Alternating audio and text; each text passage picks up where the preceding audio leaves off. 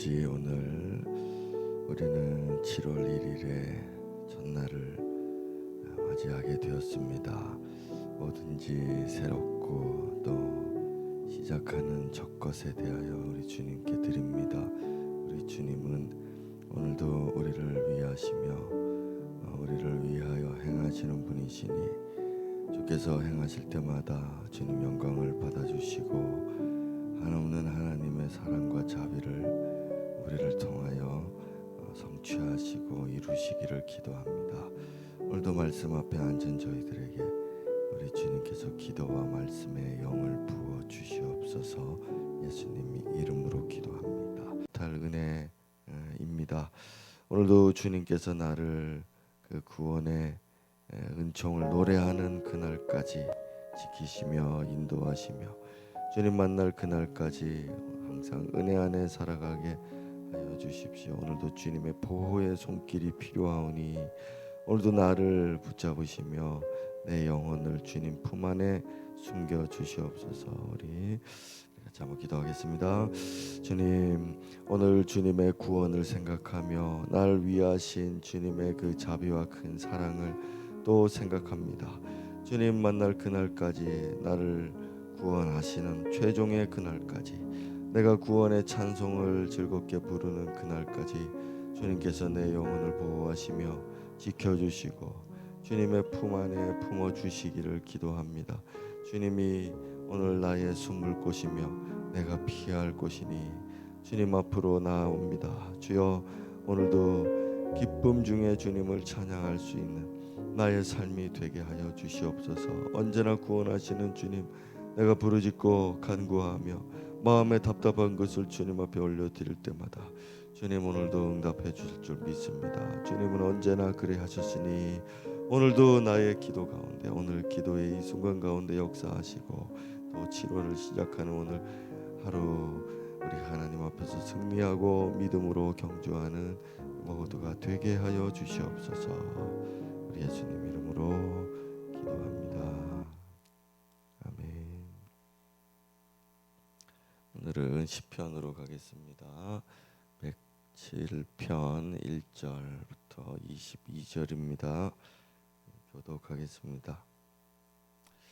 여호와께 감사하라. 그는 선하시며 그 인자하심이 영원하미로다.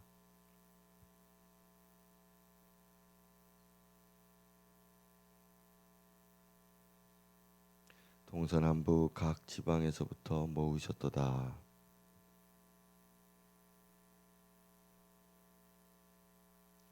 줄이고 목이 말라 그들의 영혼이 그들 안에서 피곤하였도다.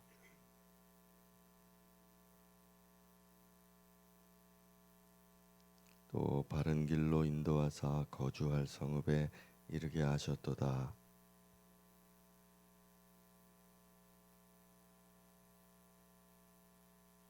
그가 사모하는 영혼에게 만족을 주시며 줄인 영혼에게 좋은 것으로 채워주심이로다.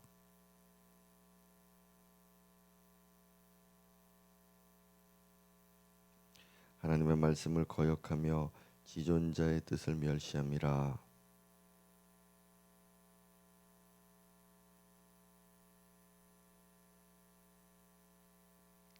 이에 그들이 그 환난 중에 여호와께 부르짖음에 그들의 고통에서 구원하시되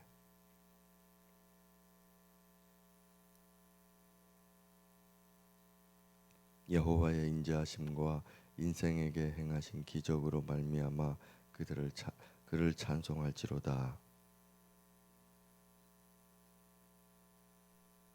미련한 자들은 그들의 죄악의 길을 따르고 그들의 악을 범하기 때문에 고난을 받아.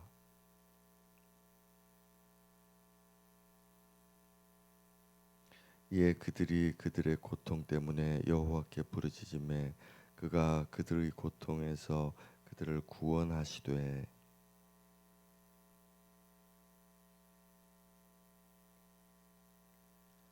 여호와의 인자하심과 인생에게 행하신 기적으로 말미암아 그를 찬송할지로다.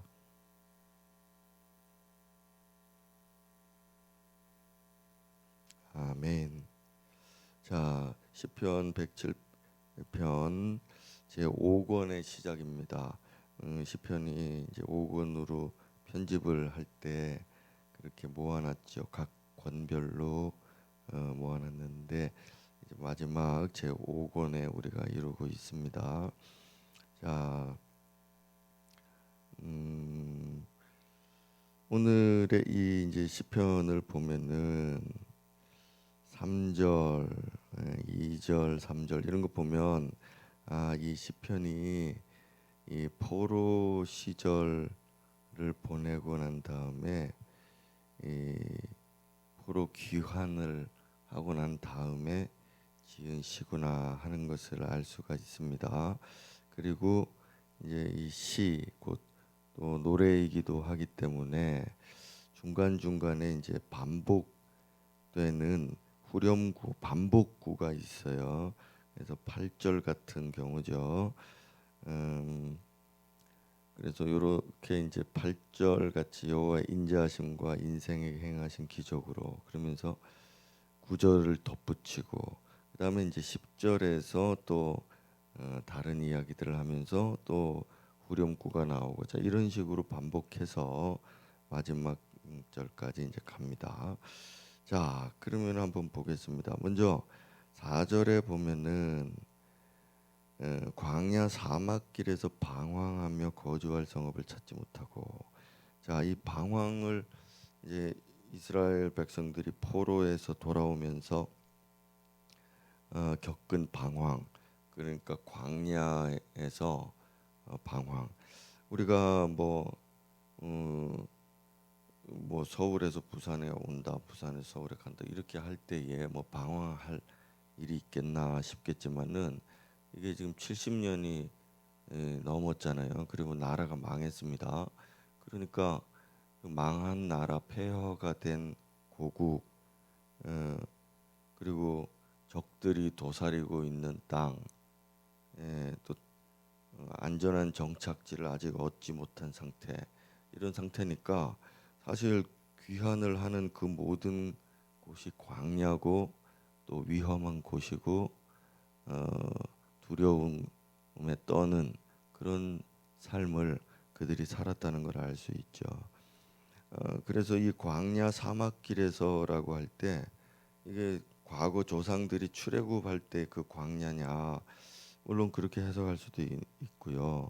또 포로 시절 자체가 광야냐 이제 그렇게 생각할 수도 해석할 수도 있습니다만은 여러 가지 이제 역사적인 정황으로 봤을 때 이 사람들이 이제 광야 사막길이라고 하는 것은 이제 포로에서 돌아오면서 이제 정착하는 그날까지의 모든 과정들을 광야 사막길이다 그렇게 해석할 수가 있겠습니다.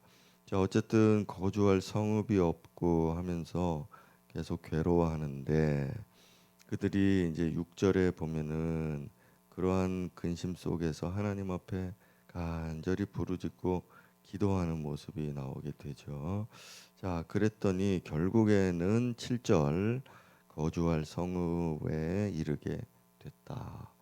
자, 거주할 성읍이 원래 있었던 게 아니라 거주할 성읍을 그들이 이제 일구게 되는 것이죠. 폐허 수풀로 덮여 있는 나무로 덮여 있는 그곳에서 이제 이루게 되는데 이걸 이제 시적인 묘사로 거기 도착하게 했다. 이제 그렇게 하는 거죠.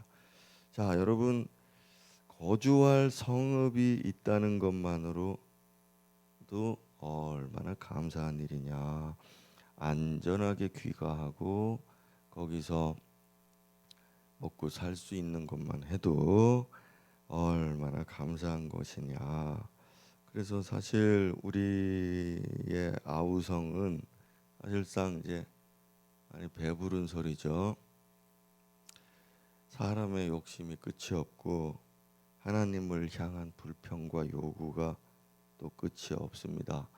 노예 생활에서 돌아온 사람들은 이 편안하게 거주할 수 있는 집 그리고 이런 동네가 있는 것만 해도 너무 감사하면서 뭐라고 하는가 하면 8절에 보면 기적이다 그랬어요. 그래서 하나님 앞에 어떻게 이 사람들이 이렇게 찬양할 수 있느냐? 마음이 겸손하구나. 마음이 많이 겸손하구나. 이제 우리가 그렇게 알 수 있겠죠. 그러면서 이제 반복구가 8절에서 이제 시작이 되고 9절로 이어집니다. 자, 여러분, 기도의 기본은 물론 기도의 기본은 하나님 앞에 간청하는 겁니다. 우리의 요구, 그것들 우리의 어떤 부족함을 하나님 앞에 이제 달라고 기도하는 것이죠. 그거는 기도의 기본입니다. 우리는 주저할 필요가 없어요. 하나님이 인자하시기 때문이죠. 여호와의 인자하심과 그렇습니다. 우리 하나님의 인자하심 때문에 우리는 무엇이든지 하나님 앞에 기도하고 간청할 수가 있습니다. 물론 그렇지만 응답이 없거나 좀 더디더라도 우리는 실망할 필요가 없습니다. 하나님은 이 모든 우리의 간청과 이 기도 가운데서 계속 우리와 교통을 하시기 때문이죠. 그래서 우리가 그런 응답의 길로 이제 응답의 어떤 프로세스 그 과정들을 거치면서 계속 그렇게 하는 것이 우리의 행복이기도 하죠. 어쨌든 그러나 우리는 이러한 과정 속에서 우리가 얼마나 겸손해질 수 있느냐. 자, 이것이 오늘 우리에게는 묵상해야 될 포인트가 되겠습니다. 자, 10절로 일단 넘어가 보겠습니다. 10절로 넘어가 보면 사람이 흑암과 사망의 그늘에 앉으며 공고와 쇠사슬에 매임은, 자, 이거는 당연히 우리 조상들이 바벨론으로 끌려가게 된 이유를 말하고 있는 거잖아요. 그래서 우리 조상들이 이렇게 포로로 끌려가게 된 것은 하나님 말씀 거역하고 하나님을 멸시했기 때문이다라고 하는 거죠. 그런데 12절에서 우리는 중요한 것을 얻을 수 있습니다. 그것은 이렇게 고통을 받게 된 그들 하나님의 어떤 역사, 인도하심 속에서 그들이 겸손하게 됐다는 것입니다. 자, 겸손해지면 사람이 회개하고, 자, 그러면은 하나님의 구원이 시작되죠. 우리가 고난과 고통 중에 겸손해지지 않을 때는 어떻게 되겠습니까? 하나님과 멀어지게 될 뿐입니다. 하나님께 불평만 생기고 기도도 안 하고 어떤 응답도 없고, 그러니까 하나님과 점점 멀어지죠. 하나님이 알아서 구원해 주는 것은 없습니다. 왜냐하면 그렇게 하실 것 같았으면 처음부터 우리에게 고통과 고난을 주지 않으실 겁니다. 고통을 주시는 이유는 우리가 겸손해져서 하나님과 더 가까워질 수 있도록 그렇게 하려는 것이거든요. 근데 목사로서 이렇게 보면은 우리 성도들 중에 고통이 찾아오고 고난이 찾아오고 그러는데 하나님과 자꾸 멀어지는 사람들이 있습니다. 가장 중요한 것은 저 사람들은 하나님 백성이 아닌가, 그런 생각부터 하게 됩니다. 왜냐하면 하나님 백성들은 고난과 고통 속에서 겸손해지기 때문이죠. 하나님, 내가 하나님의 말씀을 거역하고 지존자의 뜻을 멸시했기 때문에 이런 고통이 왔습니다. 아니, 이렇게 인정을 해야 되는데 인정을 안 해요. 왜 인정 안 하죠? 교만하니까. 근데 왜 인정하게 되죠? 겸손하니까. 그래서 이 모든 것으로 하나님 앞에 이제 긍휼을 구하는 거잖아요. 하나님, 나 때문에 내가 잘못해서 이렇게 됐습니다. 자, 이렇게 해야 되는데 이걸 안 합니다. 참 안타깝죠. 자, 그래서 여러분, 겸손해지면 회개하고, 회개하면은 기도하고, 기도하면 하나님의 구원이 시작되는 겁니다. 이런 것을 계속 반복하고 있지 않습니까? 하나님의 인자하심, 인생에게 행하신 기적으로 말미암아 그를 찬송하라. 15절에 보면 또 이 반복구가 등장하죠. 자, 이게 기적이고 응답인 겁니다. 하나님 앞에서 말이죠. 자, 그러면은 이제 16절부터는 보면은 뭐냐면은 또 하나님께서 그들을 이제 구원하시는데 논문 쇠빗장, 이거는 이제 포로 생활의 상징이잖아요. 이 억압된 것들로부터 하나님이 이제 구원하시기 시작하는데, 이 보면은 그들이 음식물을 싫어하고 사망에 못 이뤘다. 그러니까 이게 이제 음식을 거절하는 상태. 그러니까 사람이 밥을 안 먹고 왜 그럽니까? 살고자 하는 마음, 희망, 소망이 없어지니까 밥맛이 없는 거잖아요. 그래서 이 사람들이 이 정도의 고통에 지금 이르고 있는데, 그래서 할 수 있는 거는 이제 기도밖에 없습니다. 그래서 이제 19절에 보면은 또 부르짖으니, 그러니 하나님이 이제 고치고 또 건지셨다. 자, 이것이 바로 하나님의 구원의 패턴이고요. 그래서 오늘 말씀의 제목을 이 속량의 프로세스라고 지었는데, 2절로 다시 돌아가서 그러면은 속량 받은 자들, 여러분들이 배워서 알지만 속량, 구속, 구원 같은 뜻이라 했죠. 자, 속량은 고엘입니다. 고엘. 그러니까 룻을 보아스가 구원해 주잖아요. 고엘.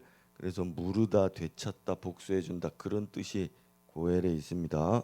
그럼 이거는 속량, 구속, 구원, 이거는 다 뭐냐 하면 그 단어의 뜻이 대가를 지불하고 그 사람을 사는 거를 말하죠.